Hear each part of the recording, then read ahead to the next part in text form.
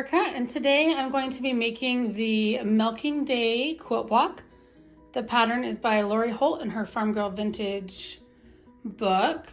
I have everything laid out, and it's a pretty simple block because you have 9 of these patches here, or squares that become the 9 patch, and so I think that will go together pretty fast. So it should be a pretty fast block this week.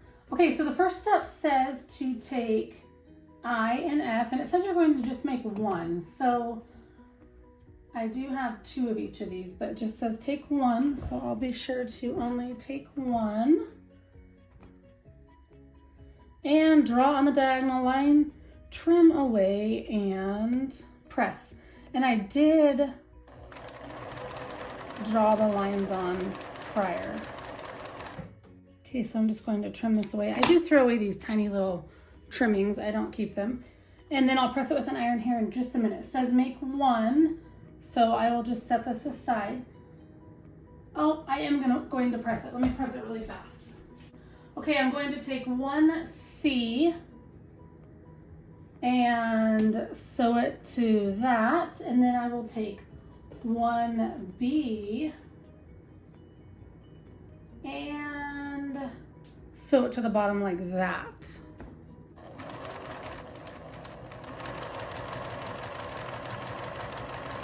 Okay, so that's what that step looks like.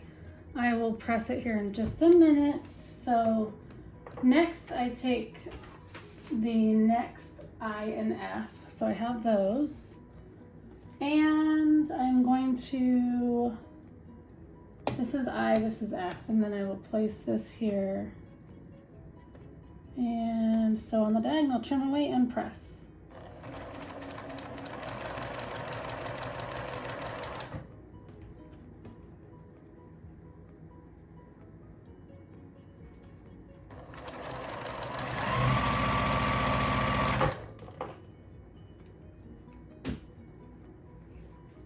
Okay, so I will trim it, toss this, and then I need to press this, and then I need to add the second.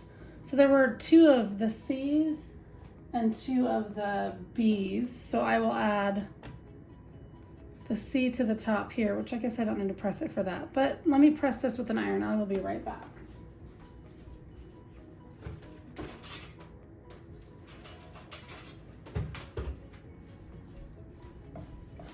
Okay, so now that that is sewn, I need to sew B to the bottom like this, and then once I sew it, I'll take the whole thing to the ironing board and press it.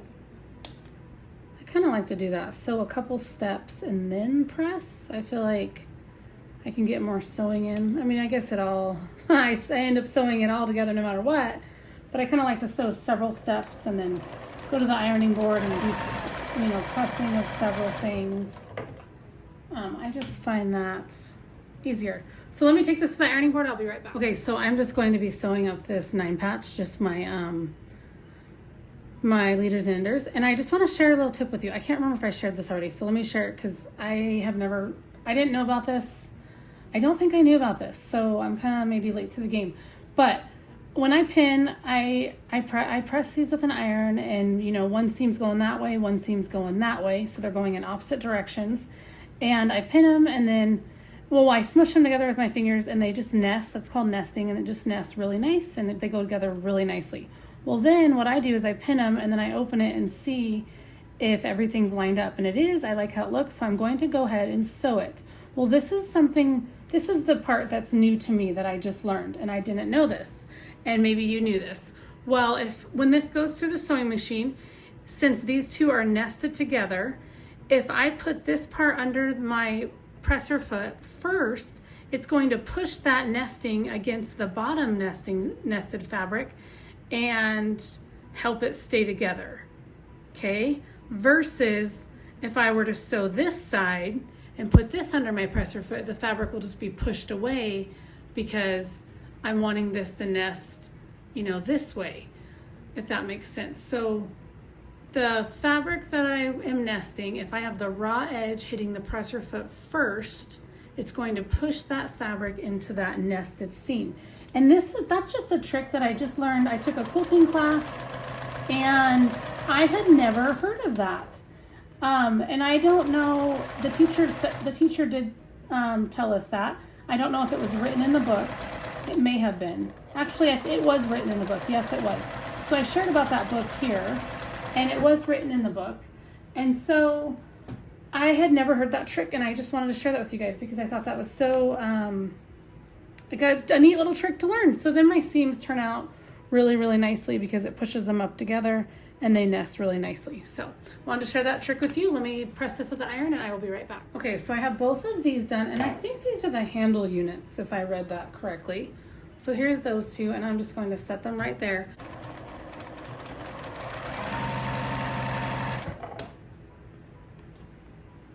Okay, so here is that 9 patch. Let me add this here.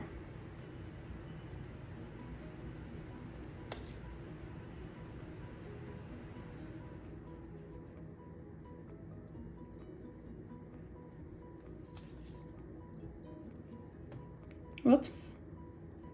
That pinning just didn't want to work for some reason. That was really weird.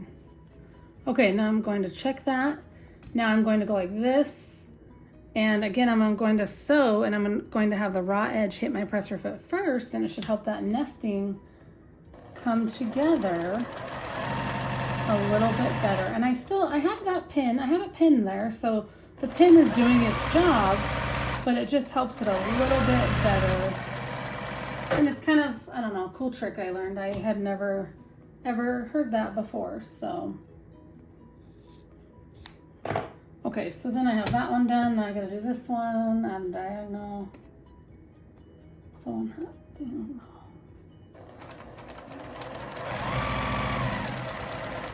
And I need to get another 9 patch. Let me see.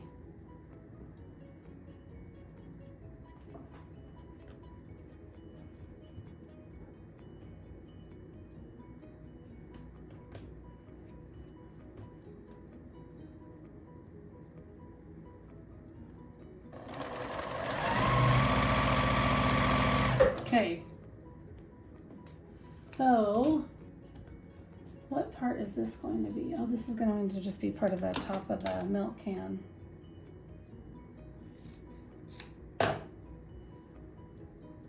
So I need to press this at the ironing board, so I'll press that down. And then I have a 9 patch I finished, so I'll press that as well. And let's see, I might set this. Oh no, I do need to press this. Let me press this, then I need to add D, which is this one. So I need to press this and then add D to the outside edges. So let me do that. Okay, so I have this all pressed. I will add these to either side. Here's that 9 patch, so another 9 patch, yay. And I'm going to add these on. I was thinking about these 9 patches, and I was thinking, okay, sorry. I was thinking about my leaders and my enders, and I thought, you know, I wonder if I should figure a different way to do this, because then I don't have to lay out the 9 patches every time, if that makes sense. Every time I grab a stack, I have to lay it out so I can figure out, okay, how do I want this to go together? How is this going to work for me? And I have to lay it all out, and I'm wondering if I wonder if there's a faster way to do it so I don't have to lay it out every time. I don't know what that would be. I'm curious. And look, I already lost that one. Where did that piece of fabric go? But I was thinking about that. There it is. I was just thinking, I wonder what I should do, because I'm kind of cramped like in this little area here. I want my sewing machine to be close to me. I don't want to scoot it back far. And then I have over here, I have my pins. I have the leaders and enders, the 9 patch blocks. I have my pins and the pin cushion, and then I also have my thread catcher or whatever, garbage can, and I'm trying to think here. And so I don't really have a ton of room, so I'm just like, okay, what could I do differently? I don't know what I could do differently. I don't have an answer today, but if anybody has any suggestions, you guys can write them in the comments. I thought about stacking them together, maybe twos, and let's see, because you have 9, so it's like, I don't know, because when you're sewing, you're only sewing 2 at a time. So I'm just really trying to think, okay, what would be the best way to stack these up? Okay, I know you guys probably don't care about all this, but But yeah, I'm just thinking about it. It's just a thought. Something to talk about today, I guess. But that's something that I've thought about. What could I do for that? Okay, so I have this one done. And it should look like this. I need to press it with an iron, but I'm going to set it aside for a minute because I can actually move on and I don't have to press that to move on to the next step. So that's kind of how I work. Do I have to press it to move on to the next step? If I don't, then guess what? I don't. And I move on to something else. So I have G and I'm attaching A. So I have A here. This needs to tilt in towards, pointing towards the middle. And then I need to sew it and trim. Okay, so I have the top of the milk can done and the sides of the milk can done. So they'll go on the sides like that. But next, and I did skip ahead. Step right here was not supposed to happen yet. But I did skip ahead a little bit. Next you take J, and these are all your milk can pieces, and there's 9 of them. All right, so I have this all sewed up, this 9 patch. This is going to be the center of this block. And now I just need to take this and I need to add the top and then the sides.